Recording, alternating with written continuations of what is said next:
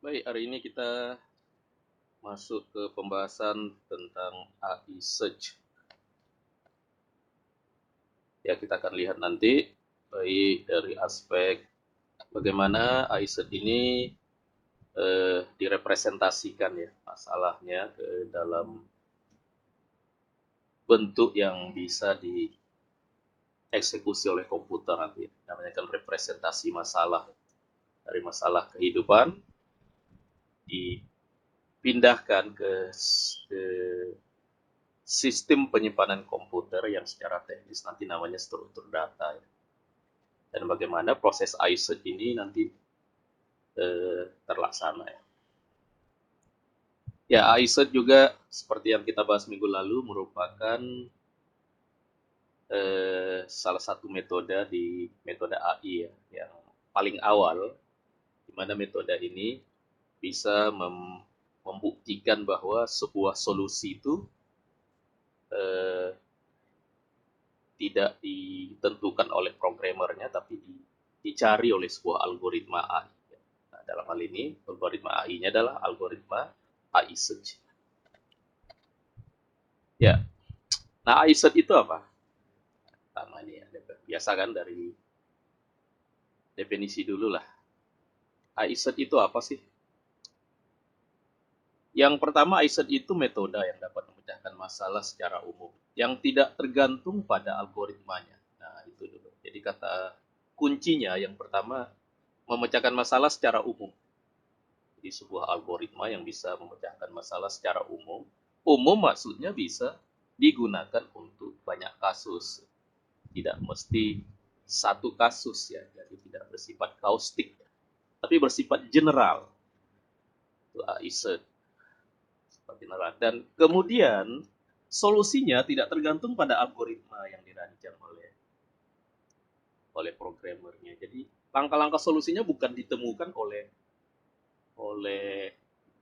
algoritma, langkah solusinya bukan di bukan ditemukan oleh algoritma yang dirancang oleh programmer, tapi eksekusi dari algoritma itu. Jadi ketika algoritma itu dijalankan, maka pada saat itulah solusinya dicari. Sehingga nanti yang menemukan solusi itu nanti programnya. Kan seperti itu ya, kemarin ya, atau minggu lalu kan. Seperti itulah program-program AI. Ya. Jadi program AI itu algoritma AI itu bisa menemukan solusi. Jadi yang menemukan solusi bukan programmernya, tapi algoritma yang dibuat oleh programmer itu. Nah, itu dua hal yang berbeda kan. Ya. Nah, AI search salah satunya. AI search salah satunya. Nah, AI search ini ada beberapa jenis. Nanti ada beberapa jenis. Ada yang blind search, ya. Ada yang heuristic search. Ada yang blind search, ada yang heuristic search. Ya, kalau yang blind search ada BFS, breadth first search, ada DFS ya, depth first search, ada yang UCS, uniform first search. Kemudian nanti ada yang heuristic search ya. Nah, sebagian pakar menyebut UCS ini termasuk heuristic ya, walaupun sebagian menyebut enggak ya. Nanti ada hill climbing ya, ada greedy algorithm, ada ada A-star gitu ya. Maksud yang heuristic search. Oke, nah kita masuk dulu ya langsung. Bagaimana sih cara merancangnya ya? Rancang algoritma AISET untuk bisa digunakan untuk memecahkan masalah tertentu ya. Oke,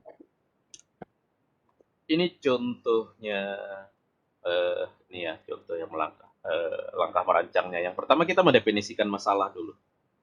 Definisikan masalah dengan tepat. Jadi definisinya ini harus berdasarkan keadaan awalnya apa gitu. Keadaan awal. Jadi pada AISET ini kita harus tahu keadaan awal dengan keadaan akhir yang diinginkan. Nah, gitu. Jadi saat ini posisinya seperti ini. Nah, itu harus bisa kita gambarkan, disebut dengan initial state, keadaan awal ya. Nah, kita ingin nanti dari keadaan awal itu berubah jadi seperti ini gitu. Kita harus bisa gambarkan seperti apa nanti yang kita inginkan. Itu namanya goal state. itu namanya goal state atau keadaan akhirnya. Nah, solusi nanti yang disebut dengan solusi adalah langkah-langkah yang bisa mengantar dari keadaan awal sampai berubah menjadi keadaan akhir itu apa yang harus dilakukan. Itulah yang namanya solusi nanti di dalam AISET. Jadi AISET ini solusinya adalah langkah-langkah. Langkah-langkah yang bisa mengantarkan dari keadaan awal menjadi keadaan akhir. Jadi semacam planning ya, planning. Berarti dari keadaan awal ini lakukan ini dulu, ini dulu, ini dulu. Nah, itulah nanti solusi yang akan diberikan oleh AISET. Oke, itu yang pertama. Nah, yang kedua nanti setelah kita tahu keadaan awal, keadaan akhir, kita harus bisa mengembangkan sebuah keadaan itu ya. Dari keadaan awal nanti ada keadaan pertengahan tentu kan, keadaan yang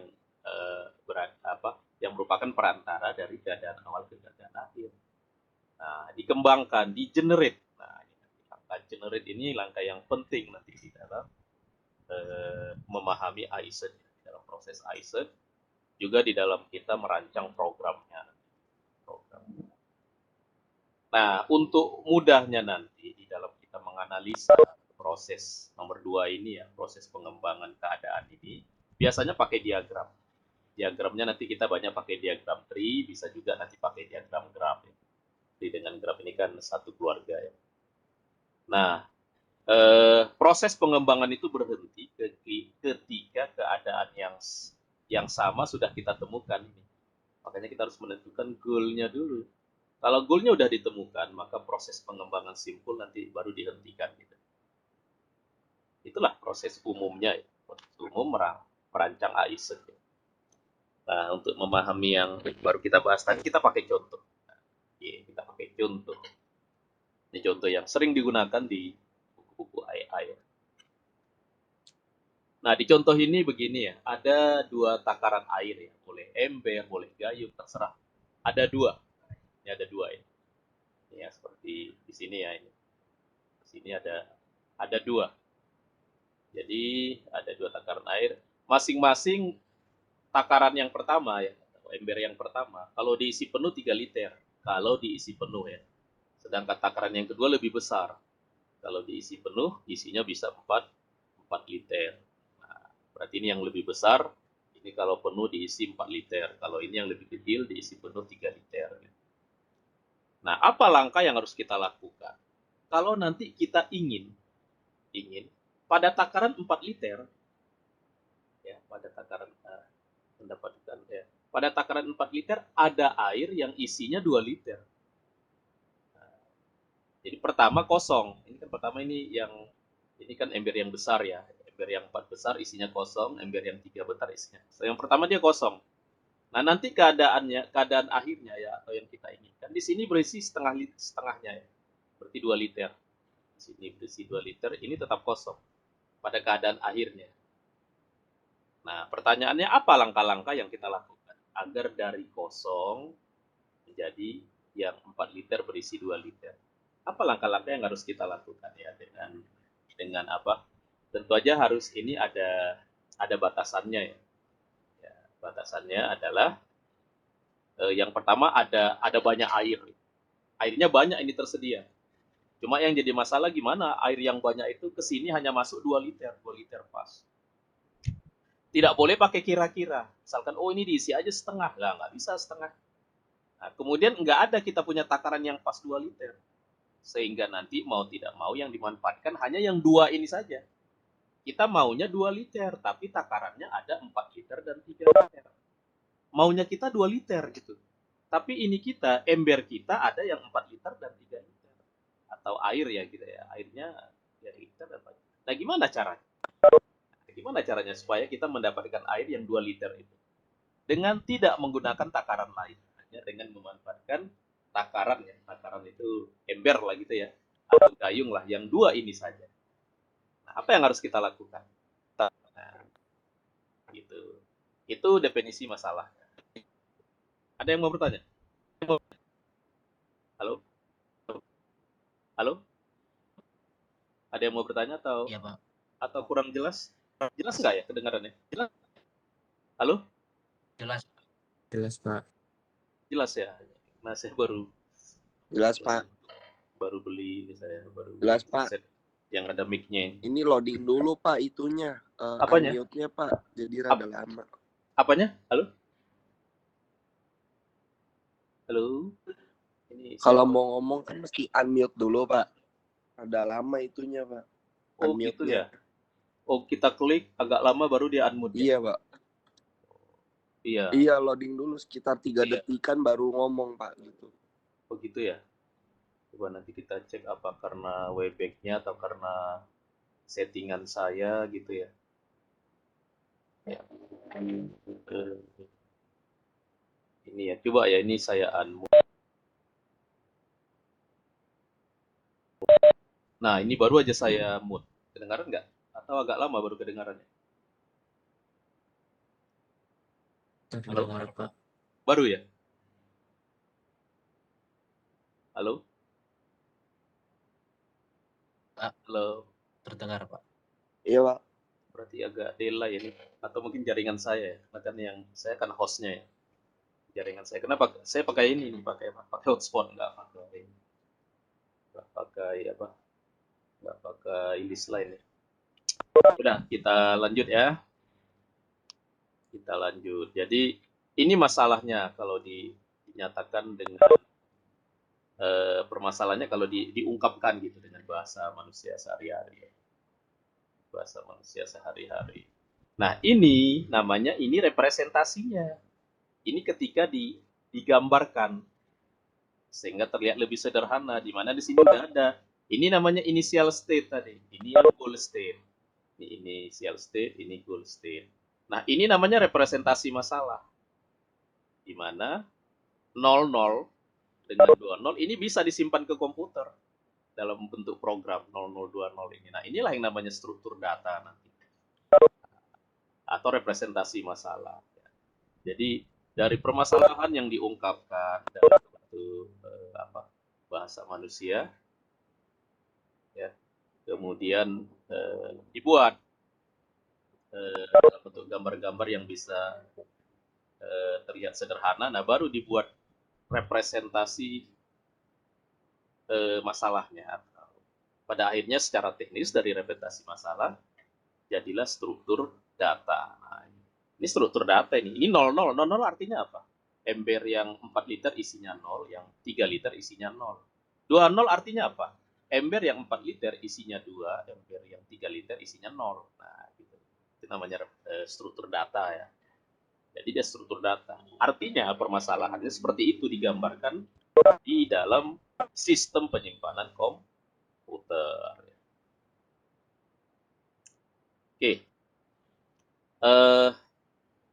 Nah, langkah selanjutnya kalau kita udah bisa merepresentasikan masalah, apalagi yang harus kita lakukan? Nah, kita harus menentukan operasi-operasi yang mungkin bisa ya, yang disebut juga operator nanti. Kita harus buat operator yang bisa mengantarkan perubahan dari initial state ke goal state. Nah, untuk kasus ini operatornya ada 8. Ya, katakanlah ini udah dirancang ya, operatornya ada 8. Apa yang 8 itu? Yang pertama mengisi air ke takaran 4 liter sampai penuh. Itu nanti kalau yang mau dilakukan, kalau melakukan itu, maka itu nanti operator nomor 1 namanya. Gitu. Yang kedua, mengisi air ke takaran 3 liter sampai penuh. Kalau ini dilakukan, disebut nanti operator nomor 2. Yang ketiga, mengisi sejumlah air dari takaran 4 liter sampai habis ke takaran 3 liter. Kalau ini dilakukan, nanti disebut operator nomor 3. Kemudian mengisi sejumlah air dari takaran 3 liter sampai habis ke takaran 4 liter. Kalau ini dilakukan, ini nanti disebut operator nomor 4. Mengosongkan semua air di takaran 4 liter. Nah, kalau ini dilakukan, ini nanti namanya operator nomor 5 dan selanjutnya. Operator nomor 6, operator nomor 7, operator nomor 8. Jadi ada 8 operator. Untuk apa operator-operator ini? Nah, nanti kita lihat nanti di contohnya. Untuk apa operator-operator? Nanti kita lihat. Yang pertama, yang untuk saat ini kita harus pahami dulu adalah ada 8 operator yang dirancang yang bisa digunakan untuk mengubah ya untuk mengubah dari initial state ke goal state. Oke, nah Biasanya sebelum kita kembangkan ya dalam bentuk diagram tree nanti kan, kita harus menentukan dulu ada nggak operator yang nggak boleh dilakukan. Nah, ada nggak situasi-situasi yang membuat operator itu nggak boleh dilakukan. Nah ini ada 3.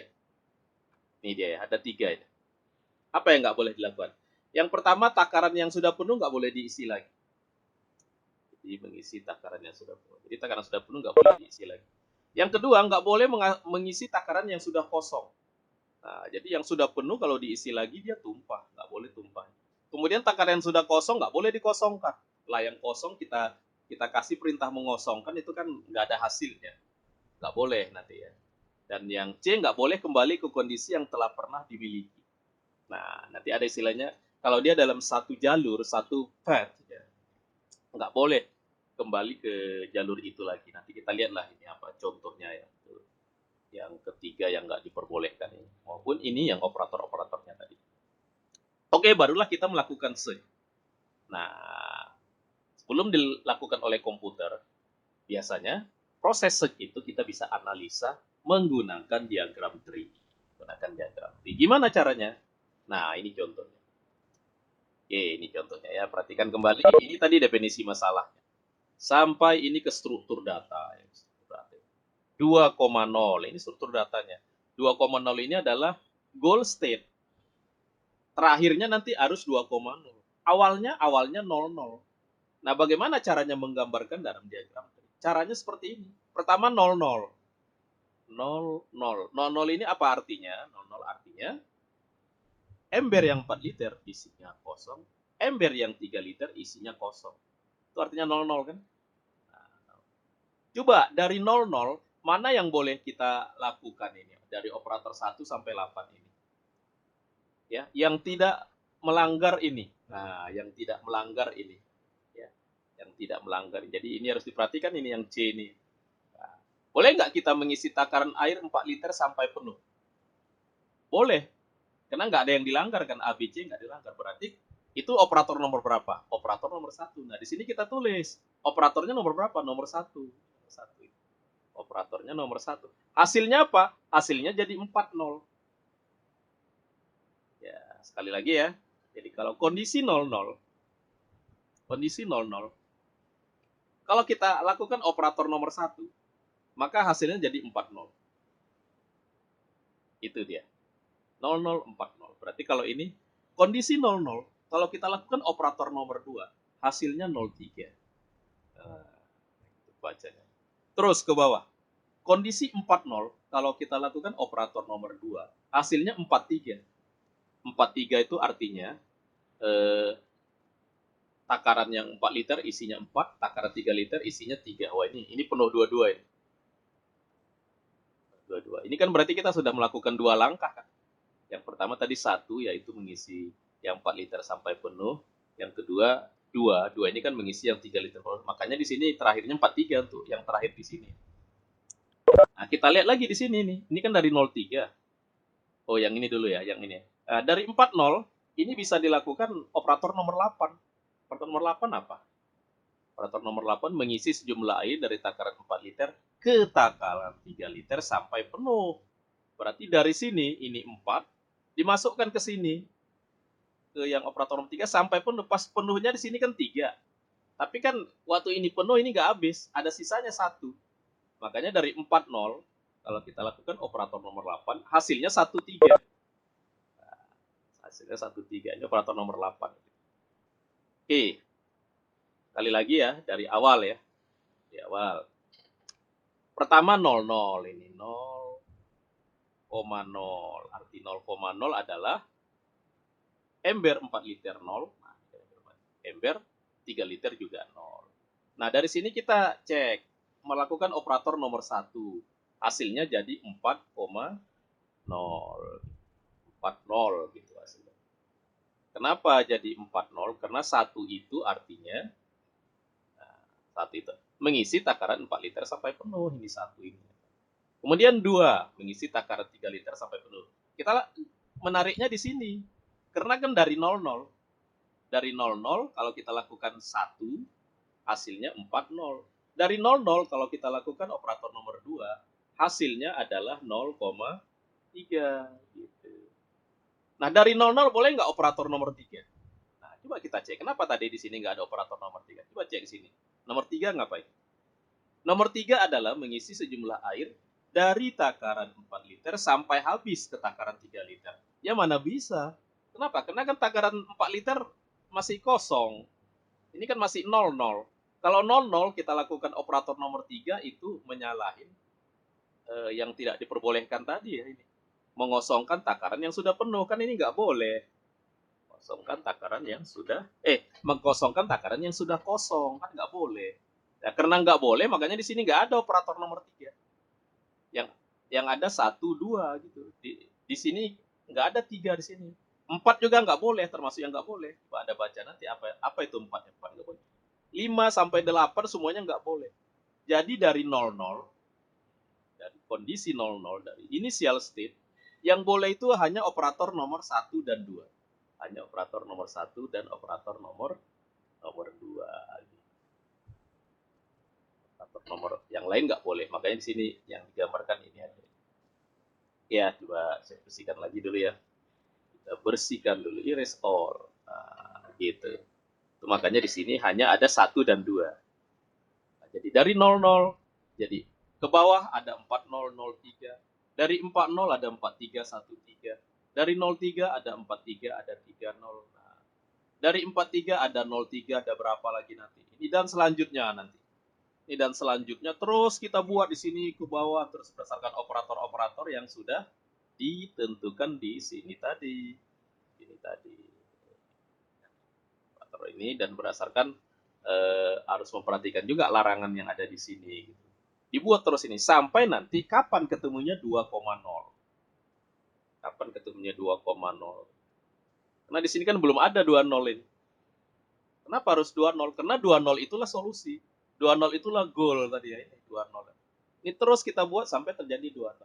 Ketika 2,0 sudah ketemu ya, waktu kita mau menurunkan simpul yang istilah nanti simpul yang ada di 2,0, pada saat itulah kita nemukan solusi. Misalkan 2,0-nya di sini, misalkan 2,0-nya di sini.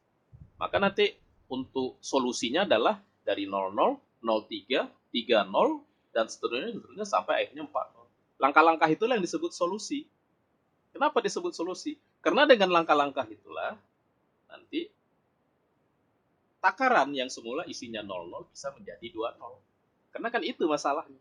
Nah, kita punya 2 takaran. Pingin kita yang 4 liter isinya 2.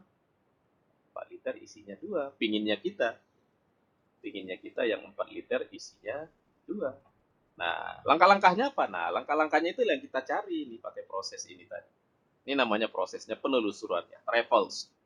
Penelusuran dari initial state ke goal state. Ini menghasilkan apa? Menghasilkan diagram tree. Nah, diagram ini disebut dengan diagram tree. Diagramnya disebut juga ini dengan diagram tree ya. Disebut dengan diagram tree. Ya, ini namanya diagram tree. Oke, kita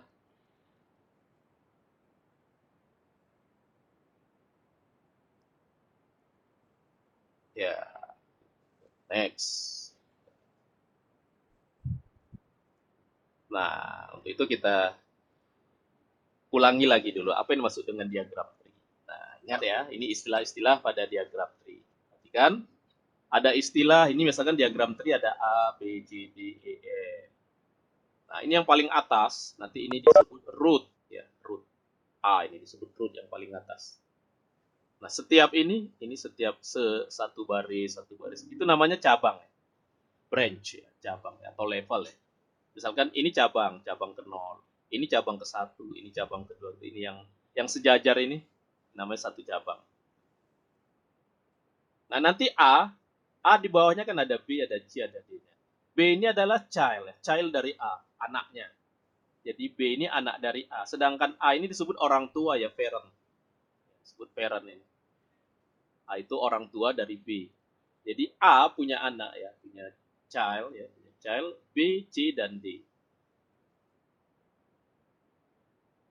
Ya, gitu. Jadi ini parent, ini child terhadap A. Nah, B ini parent terhadap E dan F. Nah, jadi B ini orang tuanya. E dan F ini anaknya B. Gitu. Nanti, ya. B adalah parent dari E dan F. Oke, nah, ini C yang nggak punya anak. Nah, D juga nggak punya anak. Siapa lagi yang nggak punya anak? E juga nggak punya anak. F juga nggak punya anak. Nah, yang nggak punya anak disebut leaf, daun ya. Simpul yang tidak punya cell ya, disebut leaf. Sedangkan simpul yang nggak punya orang tua, nah, siapa yang nggak punya orang tua? Ini semuanya punya ya, semuanya punya atasan ini. E atasannya B, F atasannya B, C atasannya A, D. A atasannya siapa? Nggak ada, karena dia nggak punya atasan lagi. Dia disebut root. Itu disebut rootnya nanti. Disebut root. Nah, nanti ada istilahnya jalur tadi ya, path. Path ini, jalur ya. Jalur. Jalur itu gini, misalkan F. Apa yang dimaksud jalur F? F itu berarti jalurnya A, B, F. Nah, berarti jalur itu yang mengantarkan dari root menuju ke simpul itu. Oh ya, setiap bulatan ini namanya simpul ya, atau node ya di dalam bahasa Inggrisnya kan node ya. Ini ya, node. Jadi ini node A, node B, node C gitu. Atau kalau mau bahasa Indonesia, simpul A, simpul B, simpul C, simpul D gitu istilahnya. Nah, berarti kalau mau ke F, ada path ya, ada jalur untuk menuju F. Berarti kalau disebut menuju F dari A ke F maksudnya. Jalurnya apa? A, B, F. F ini nggak bisa dari C. Karena habis dari C ini udah di jalan buntu ya. Dari A ke D juga ini nggak menemukan F. Jadi untuk ke F adalah A, B, F. Nah itu namanya path nanti. Itulah solusi. Jadi solusi itu adalah jalur dari root ke node goal ya, ke goal state ya, ke goal state. Dari initial state ya, jalur dari initial state ke goal state itulah yang disebut dengan solusi. Itu langkah-langkah yang mengubah dari initial state atau dari root menuju ke goal state. Nah, goal state nanti tergantung kita tuh. Di sini contohnya katakanlah ya itu namanya terminologi tree ya, atau istilah-istilah pada tree seperti itu Anda harus paham lagi ya. Karena ini ada banyak mata kuliah nih yang membicarakan atau membahas tentang diagram tree ini kan. Di AI ini kita bahas lagi kan karena memang digunakan pada AISE. Oke, kita lanjut. Nah, nanti di dalam AI ada beberapa cara menelusuri. Nah, ada beberapa cara menelusuri sebuah diagram tree. Ya, katakanlah ini sebuah diagram tree. Ini sebuah diagram tree dari sebuah kasus lah gitu ya. Nah, ada dua cara yang umum yang dikenal ya sebagai awal gitu ya pengenalan untuk Anda. Ada dua cara untuk membaca diagram tree ini atau menelusuri namanya. Menelusuri diagram tree ini ada dua cara. Ada namanya yang pertama, ada namanya breadth first search. Breadth first search. Disingkat dengan BFS ya, BFS. Yang kedua depth first search. Yang kedua disingkat dengan DFS. Apa itu breadth first search?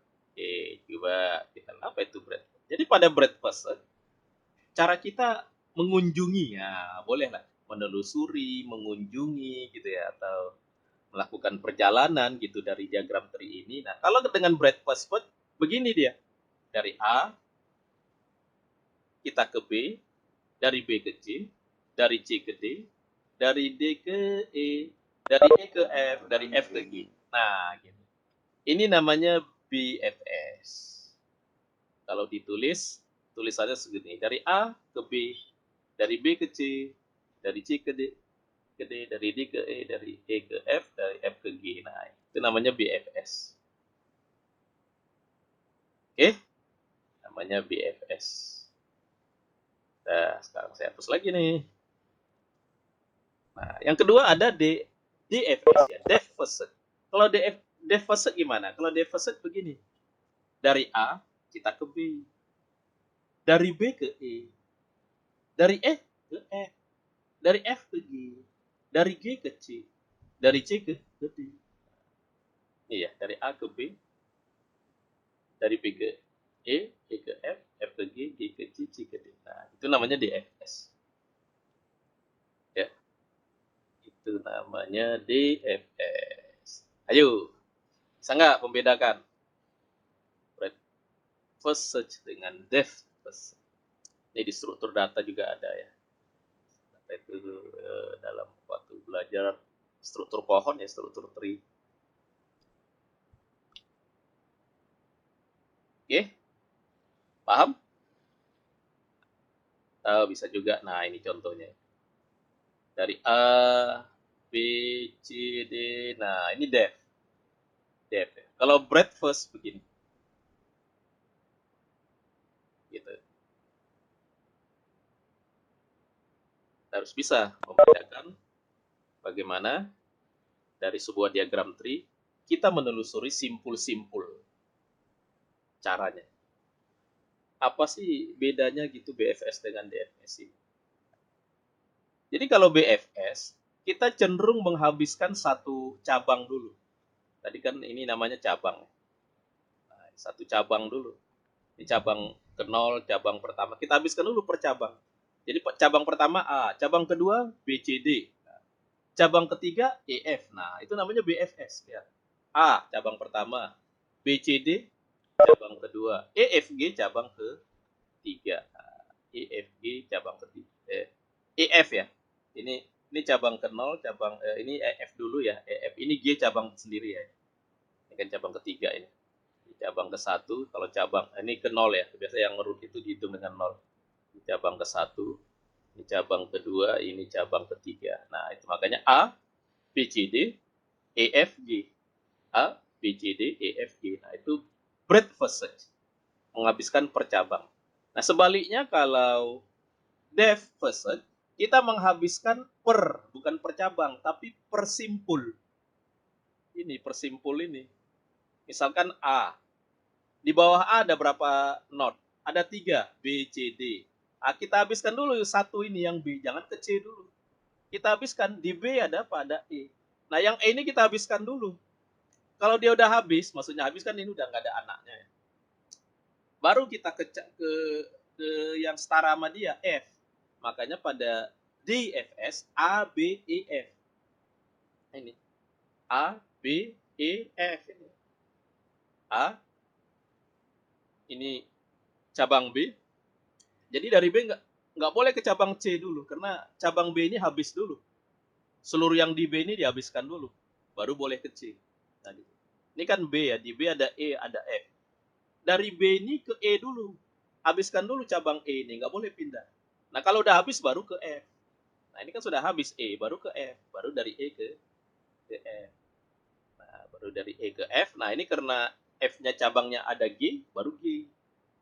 Baru G nanti. Nah, ini baru setelah cabang B habis, ini kan B udah habis, baru pindah ke C.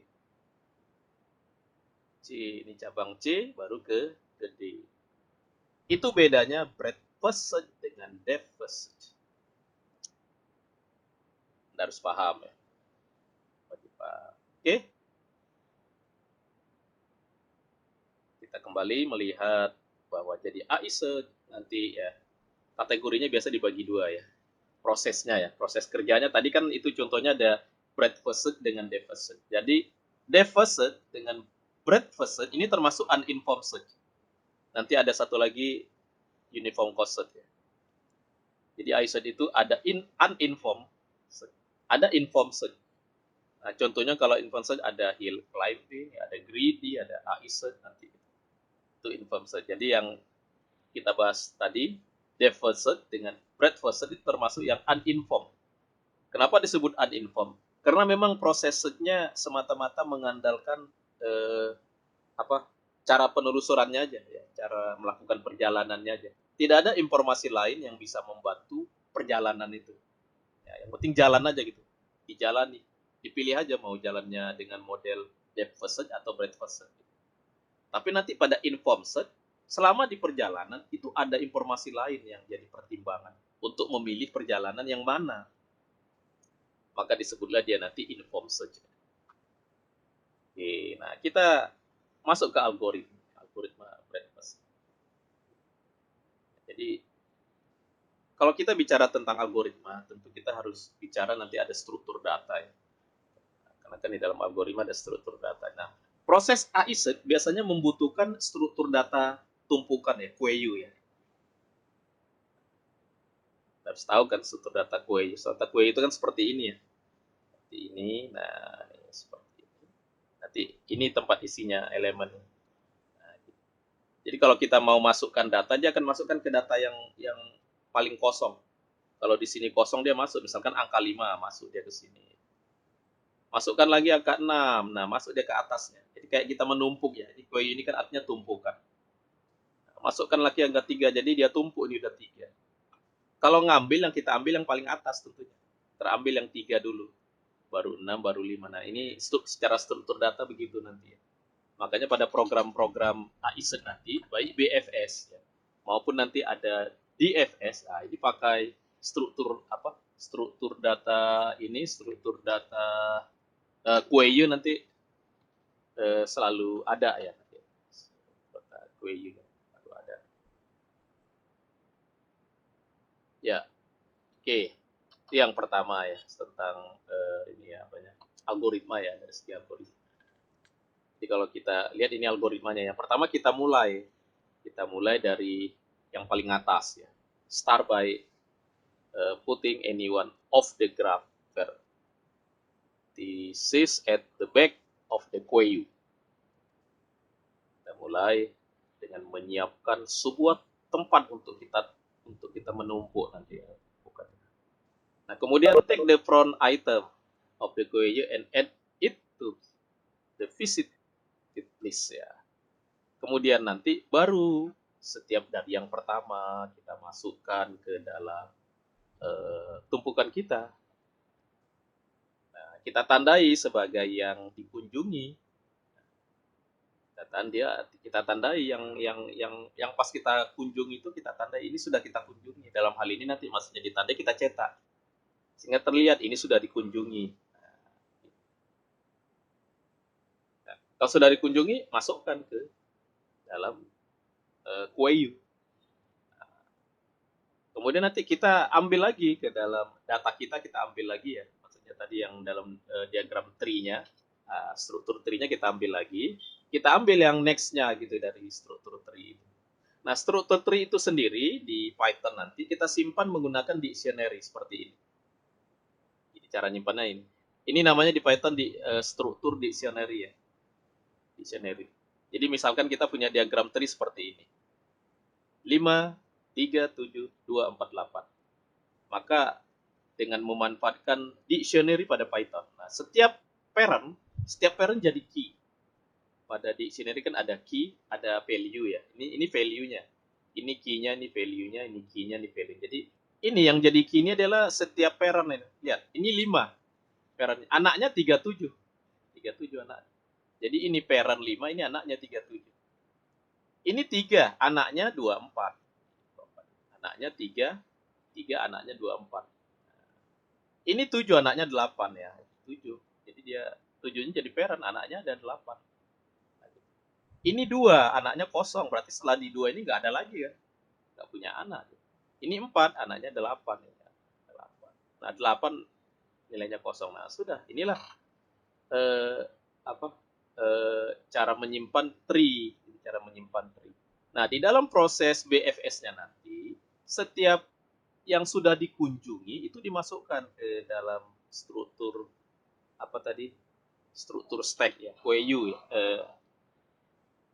struktur antrian ya, bukan QU tadi ya, di dalam struktur antrian tadi salah ya. Kalau ini stack ya, stack.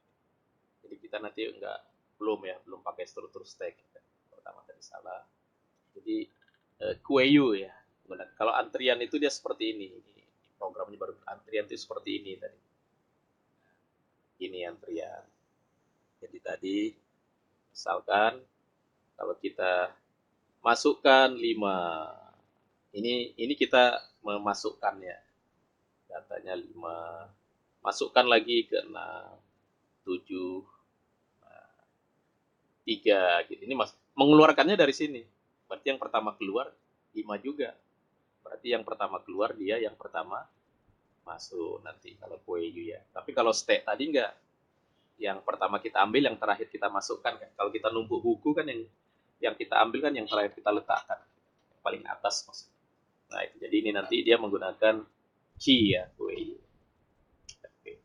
Ini pertama datanya di ini. Nah algoritma ini sendiri ya ini yang tadi dalam bentuk pseudocode ini sendiri ini dibuat dalam bentuk fungsi ya, function. Untuk function ini BFS singkatan dari breadth-first. Ada 3 parameter pada function ini. Ada ini yang dikunjungi ya, visited dikunjungi. Kemudian ini graph-nya ini tadi tempat kita menyimpan diagram tree tadi ya. Kemudian ini node. Ini adalah node yang sedang dikunjungi nanti gitu ya. Itu adalah yang sedang dikunjungi. Nah, ini tadi algoritmanya. Jadi yang pertama dimasukkan ke tempat yang dikunjungi, visitor happen ya, dimasukkan ke list yang sedang dikunjungi. Kemudian dimasukkan juga ke dalam antrian. Jadi yang 5 ini, jadi nanti ada ini struktur data tree, nanti ada struktur data apa ini? Struktur data queue. Nah, kemudian nanti ada list yang untuk menyimpan setiap simpul yang sudah dikunjungi. Jadi ini dia, ini yang pertama, kedua, ini yang ketiga. Gitu. Nah inilah proses penelusurannya ya, traveling istilahnya, proses penelusuran. Nah, jadi pertama diambil ini kan queue ini kan dari sini ya. Ini diambil. Berarti kalau yang pertama itu 5, di sini 5 ya. Di dalam queue-nya sini 5. Maka yang diambil pertama 5, dicetak 5. Ini kan 5. Nah, ini dicetak dengan print M dicetak. Nah, ini dicetaknya nanti dikasih supaya ini mencetaknya dia secara horizontal ya. N-nya dikosongkan ya. Kalau tanpa N nanti dia mencetak dari atas ke bawah. Jadi kalau ini dia karena dia breadth-first untuk memberikan kesan bahwa kita membacanya dari kiri ke kanan. Oke, ini diambil gitu. Berarti ini yang di print adalah yang dikunjungi 5. Nah, kemudian nanti baru dilihat dari yang 5 ini siapa itu apanya. Yang satu setara sama dia disebut network nanti ya. Nah, di dalam ini yang 5 tadi. Yang 5 tadi kan ini networknya 3 dengan 7. 3 dengan 7. Nah, maka ini dicek ini ya, diambil dengan variabel itu ya. Nah, kalau dia belum ada di dalam sini, nah, belum pernah dicetak, ya, belum pernah dikunjungi ya, jadi diplot, maka dia dimasukkan ke sini, ke dalam struktur ini tadi, struktur list tadi ya. Jadi nanti ada struktur list pertama isinya 5 di sini. Dicek apakah yang 3 ini ada nggak di sini. Kalau nggak ada maka ditambahkan ke sini. Jadi nanti isinya di sini ada 2, 5,3. Nah, kemudian ditambahkan juga ke sini yang 3 ya. Tadi 3, sini ke 3. Sehingga ada 2. Nah, dari sinilah nanti baru dicek. Cek ya. Selama di dalam queue masih ada gitu ya. Masih ada. Selama belum habis di dalam queue. Nah, baru nanti ini yang yang queue-nya diambil di sini, diambil. Tadi kan sudah ada 5 ya. Ada 5 diambil, yang 3 ini diambil. Tadi yang 5 udah diambil, sekarang yang 3 diambil, berarti dicetak.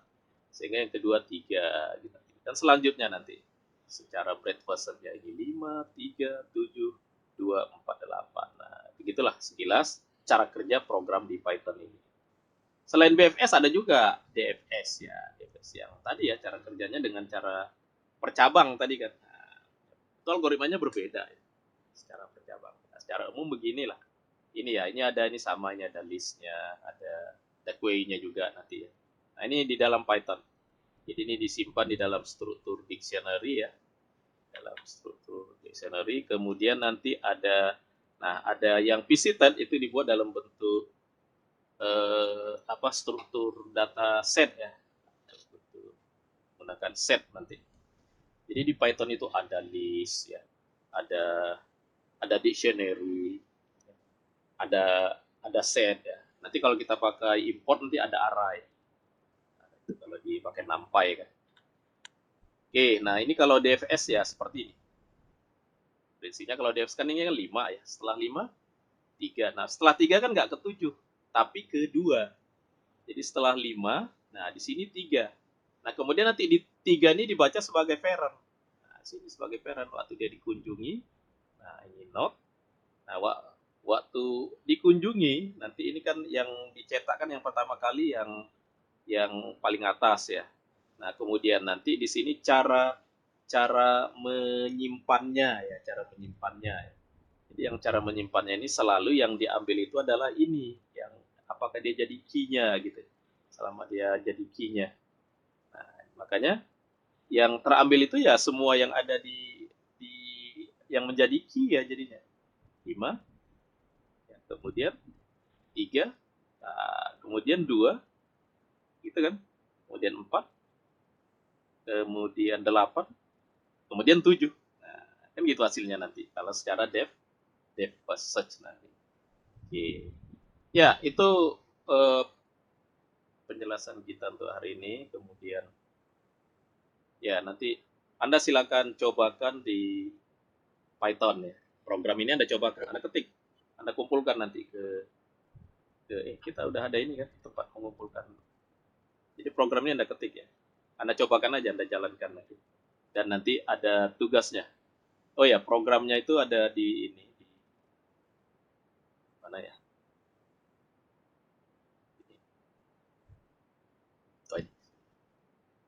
Nah, ini ada di modul ya, di portal ya. Ini contoh program untuk BFS. Ini contoh program untuk DFS. Nah, ini tugasnya. Dari program ini Anda diminta gimana kalau diagram tree-nya bukan seperti ini, tapi diagram tree-nya ini. Nah, itu aja lah dulu untuk supaya Anda bisa sambil Anda mengamati ini algoritma ini seperti apa gitu cara kerjanya, makanya bisa menjalankan BFS dan DFS. Ya. Kali lagi ya, ini kalau kita secara manusia ya. Kalau BFS kan 5, 3, 7, 2, 4, 8 itu kalau B ya. Kalau BFS. Tapi kalau DFS 5, 3. Ini kelihatan ya? Saya lagi halo? Kelihatan, Pak. Halo Pak, kelihatan Pak. Iya. Kalau DFS kan 5, D ya, ini D yang D 5 atau dari atas lah ya. Ah, ini kan BFS dulu ya. Kalau BFS aslinya nanti 5. Kemudian setelah 5, ayo coba ikuti. Setelah 5, 3 Pak. 3. Ayo. Terus 7, 7, Pak. 2, 4, 2, 8. 2, 4, 8. ya itu BFS. Tapi kalau DFS, ayo kalau DFS 5, 3, 3, 2, 3, 2, 4, 7, 8. 8 dulu karena di sini dia graf. Kelihatan. Karena kan 4 ini di bawah 8. Ya. 4 di bawah 8, baru 7 gitu. Karena ini sebenarnya kan 8 itu di sini. Di bawah ini cuma ini cara gambarnya aja. Cuma dia berkaitan juga dengan 7. Sehingga nanti ini 5, 3, di bawah 5 siapa? 3. Di bawah 3 siapa? 2. Di bawah 2 siapa? Nggak ada. Kalau nggak ada, pindah dia ke yang setara dengan dia, si 4. Nah, di bawah 4 ada nggak? Ada 8. Berarti 5, 3, 2, 4. Di bawah 8 ada nggak? Nggak ada. Kalau nggak ada, yang setara dengan 8, nggak ada. Berarti setara dengan 4 udah habis. Setara dengan 3 udah, setara dengan 3 ada 7. Nah, setelah 7, 8. Ini 8 kan sudah. Nah, nanti di dalam programnya kan ada dicek ini. Kalau sudah, ini ya, kalau dia if not in visit, nah jadi selagi dia nggak ada, tapi kalau ini karena udah ada, maka udah yang sampai 7 aja nanti. Oke, nanti Anda cobakan. Nah, baru Anda cobakan ini. Jawabannya harus benar. Ini kan kita bisa analisa ya. Coba kalau kita analisa, Kalau BFS ini kan A, B, C, D, E, D, G, C, F, B, F, G, G, H, E, G, H. Nah, ini mudah ini kalau BFS-nya. Kalau DFS, A, B, habis itu D, D, D, Pak.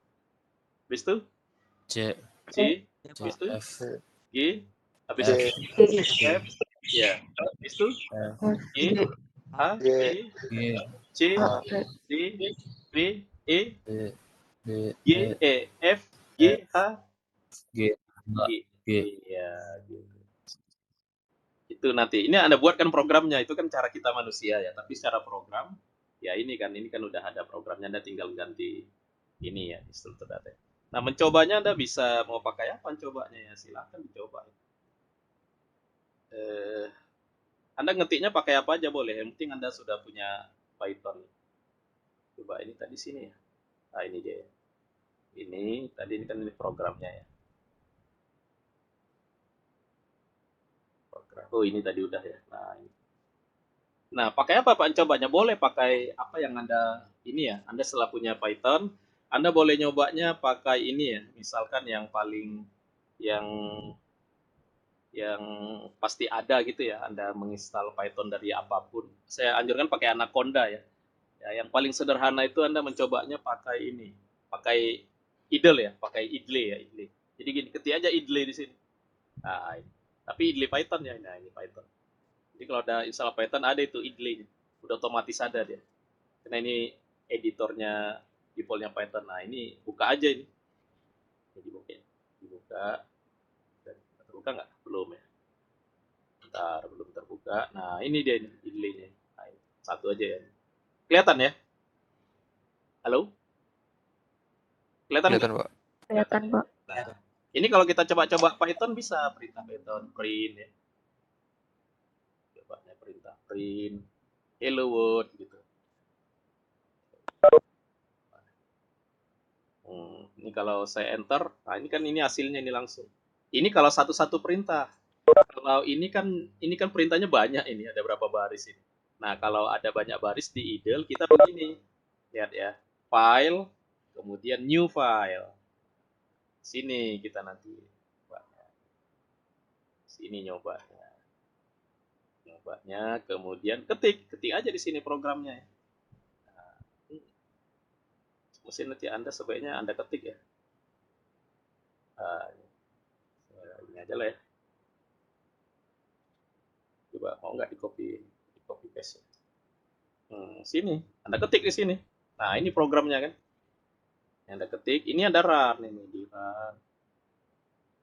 run ya, run modul biasanya dia minta simpan dulu ya, mau Anda simpan kemana lah gitu ya. Nah misalkan saya nyimpannya ke E ya, saya simpan ke E, ke inilah. Nah, dia harus PY ya, Python itu PY. Misalkan ini coba breakfast pagi, titik PY. Nah, titik PY ya. Udah saya save. Nah, ini dijalankan. Nah, ini kalau Anda copy paste, nah ini harus paham Python ya. Kalau copy paste ini setiap ada titik dua, ini kan ini titik dua ini berarti kan dia blok ya. Ini harus masuk bloknya. Ini bloknya masuk. Masuk itu kan pakai spasi aja di Python ya. Ini masuk, ini juga masuk. Ini ada titik dua lagi, ini harus masuk. Masuknya harus setara dia sama ini. Nah, gitu. Jangan setara sama yang sebelumnya. Boleh mau masuk berapa aja kan boleh kan di Python kan. Penting dia masuk. Nah, ini for. Ini kan ada titik dua lagi kan ini berarti blok ya. Ini bloknya dia masuk. Nah, setara dia dengan yang titik dua. Jadi ibaratnya titik dua itu kalau dalam bahasa PHP atau C kayak kurung kurawalnya. Nah, kurung kurawalnya. Nah, dalam kurung kurawalnya itu untuk yang menyatakan dia blok ini dimasukkan spasinya. Beda spasi sama yang atas. Gitu. Ini juga. Nah, ini harus masuk lagi. Kenapa ini kan titik dua? Itu nanti ya. Tapi kalau yang aslinya udah begitu ya. Nah, ini hasilnya udah begitu. Ini kena copy paste tadi. Nah, itulah itunya kalau copy paste ya. Jadi nggak langsung jalan deh. Nah, ini sudah ini. Supaya nggak error dia tadi. Sudah, coba dijalankan lagi. Jalankan, mau disimpan ya. Nah, masih ada salah itu baris ke 21.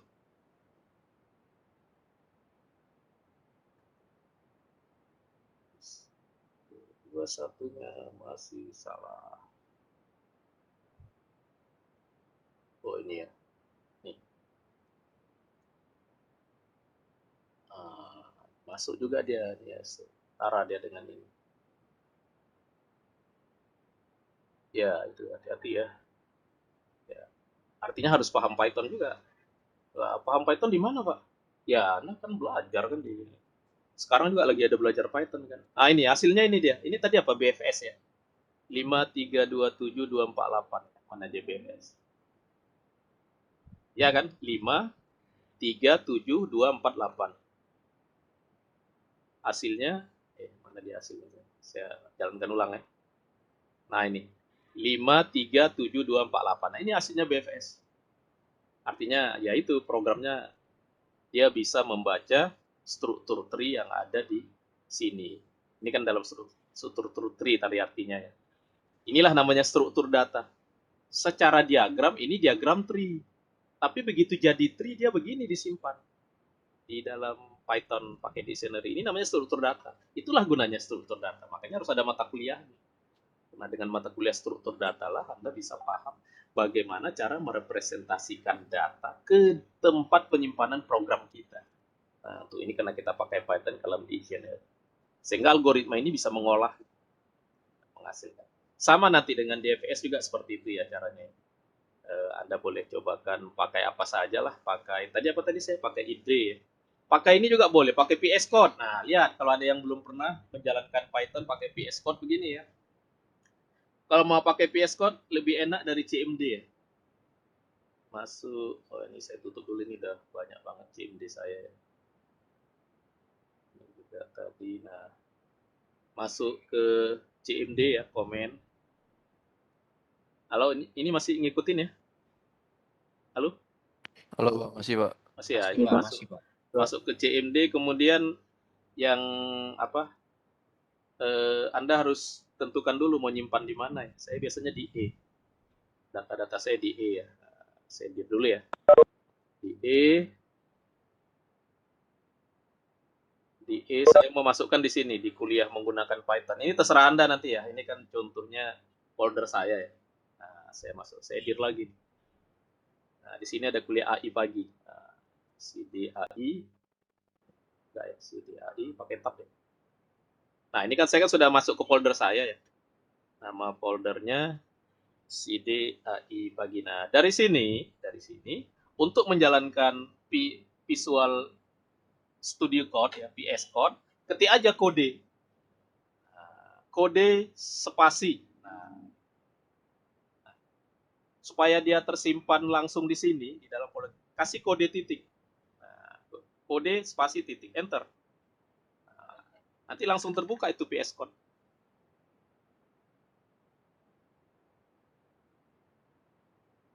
Nah, ini langsung terbuka. Udah kelihatan ya ada VS Code. Halo, kelihatan nggak ada VS Code? Udah, Pak. Nah, iya gitu aja Udah, nanti Pak. VS Code. Baru kita ketik nanti di sini apa? Kita ketik di sini. Ini nanti kalau dia minta kalau Anda belum nanti Anda instalkan dulu debug Python ya di komputer Anda ya.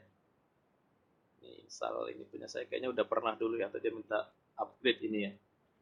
Oh, ini kalau belum ada Python, tapi kan di sistem saya udah ada Python. Nah, dari sini baru kita ketik ini dari kalau ngetik kan di Python ini kan. Ini kan dia masuk langsung ke folder saya tadi ya, AI pagi tadi. Ini saya udah ada beberapa program ya. Nah, ketik aja di sini, misalkan namanya apa tadi? Percobaan BFS titik PY. Nah, gitu ya. Kalau di udah mana dia? Nah, ini dia nih. Sini kan. Ini ketik aja nih print gitu. Print print apa? Hello World. Nah, udah jalankan. Jalankannya dari mana ya? Jalankan. Oh, ini run ya. Run. Nah, ini start. F5 ya, jalankan.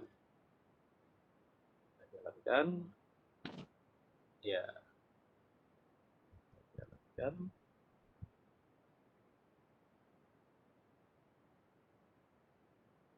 Nah, ini agak lama deh. Ini Hello World ini. Ini hasilnya ini. Hasilnya Hello World gitu. Hello World, apa kabar? Gitu. Ini yang hasilnya ini, terminal ini bisa kita bersihkan ya. Karena dia kan komen DOS ya, supaya bersih ya. Ini kan Hello World, apa kabar? Nah, selanjutnya kita bisa run dari sini ya. Runnya bisa dari sini atau ada runnya dari sini. Nah, ini kan ada run juga ya. Boleh juga dari sini. Ini saya klik ya run ya. Nah, ini dia. Hello World, apa kabar? Ini hasilnya ini.